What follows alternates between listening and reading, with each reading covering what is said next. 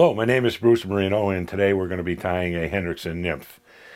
Before we start tying, there are a couple of things that we need to do in preparation, and one of them is mixing dubbings. And how we do that, for the body, we take Squirrel SLF in a gray color and black peacock ice dub.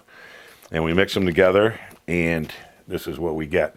It's nice and sparkly, spiky, so we can pick it out. The next step is using the same ice dub peacock black, and we mix that with the SLF, but only in a rust color. Okay, and that's what this looks like. It's also 50-50. Nice and sparkly, easy to pick out. The next thing that's a little bit different about this nymph is the placement of the bead. The bead on most nymphs is placed forward, which makes the fly, when it's in the water, go head down. I want this one to be more on a parallel level, and it's also used as a hot spot in your thorax. The rest of the fly is tied basically the same way as any other fly would be tied. We put a tail on, which consists of about 8 fibers off of wood duck or mallard breast. I always wet them. They're easier to control. Don't worry about getting sick. I've been doing it for 50 years, and I barely ever get a cold. Okay, we want to wrap this back, I would say about an inch or so long off the back end of the fly, and tie off your excess. Okay, the next thing would be your ribbing for segmentation of your body.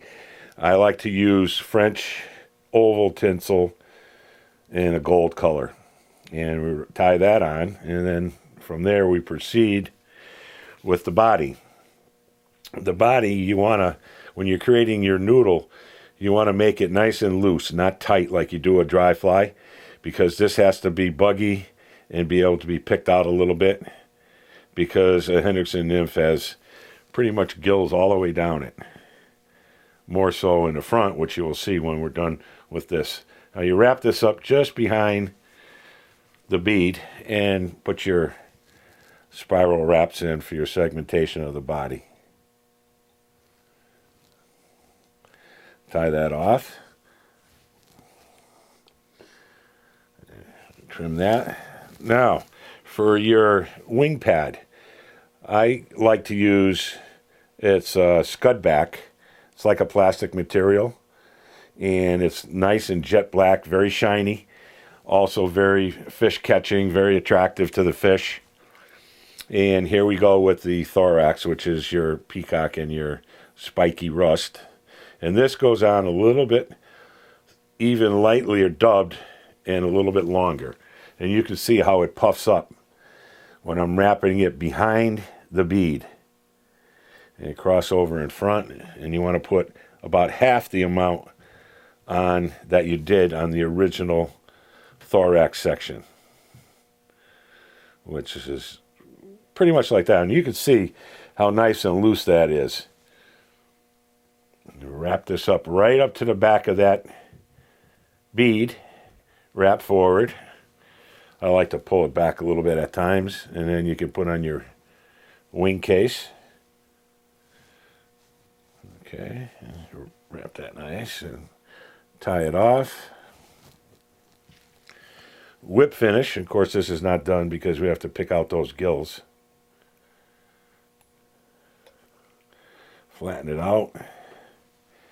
Trim it up. And my favorite tool to do this with is a dentist pick. And we can get these anywhere. So just ask your dentist for them. They got tons of them laying around. Or you can use any kind of little dubbing needle or a Dr. Slick brush. There's many ways of doing it, but I find this the quickest and the easiest.